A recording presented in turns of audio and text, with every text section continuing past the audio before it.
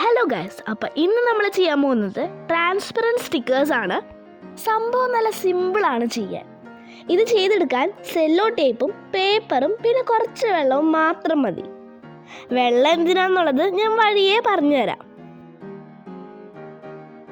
First of all എല്ലാവർക്കും ഒരു വലിയ സോറി.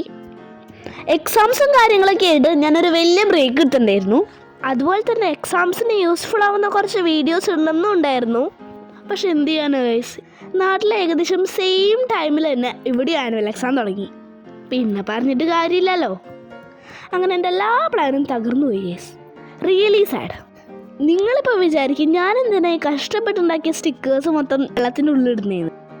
ഇതിന് നമുക്ക് ട്രാൻസ്പെറൻ്റ് ആക്കണ്ടേ, അതിന് വേണ്ടിയിട്ടാണ്. ഇത് നല്ലോണം ഒന്ന് വെള്ളത്തിൽ കിടന്ന് സോക്കാണ്. ഈ സോക്കായി കഴിയുമ്പോഴത്തേനും ഇതിങ്ങനെ നല്ലോണം ചുരുണ്ടിരിക്കും. ഇനി ഇതിൻ്റെ ബാക്കിലുള്ള പേപ്പർ മൊത്തം നമുക്ക് ഇതുപോലെ ചുരണ്ടി കളയാം.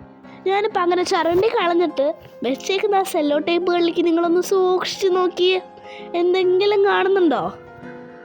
ഇത് ഫ്ലോപ്പാണെന്നൊന്നും വിചാരിക്കണ്ട, സക്സസ് ആണ്. ഇപ്പോൾ കണ്ടോ, നല്ലോണം തെളിഞ്ഞ് കാണുന്നില്ലേ?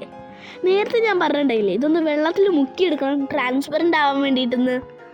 വെള്ളത്തിൽ മുക്കി കഴിയുമ്പം ആ പേപ്പറിൽ നമ്മൾ വരച്ച പടം അതുപോലെ തന്നെ സെല്ലോ ടേപ്പിലേക്ക് പകരും. ഇതിനാണ് നമ്മൾ നേരത്തെ സ്റ്റിക്കേഴ്സ് വെള്ളത്തിലിട്ടത്. നിങ്ങൾ തന്നെ ഇപ്പം നോക്കിയേ, നല്ല അടിപൊളിയായിട്ട് വർക്കാവുന്നില്ലേ? അപ്പം നമ്മുടെ സംഭവം സക്സസ് ആണ്.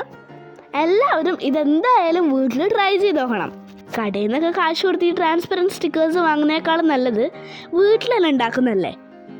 അപ്പം ശരി, അടുത്ത വീഡിയോയിൽ കാണുന്നവരേക്കും bye bye and thanks for watching.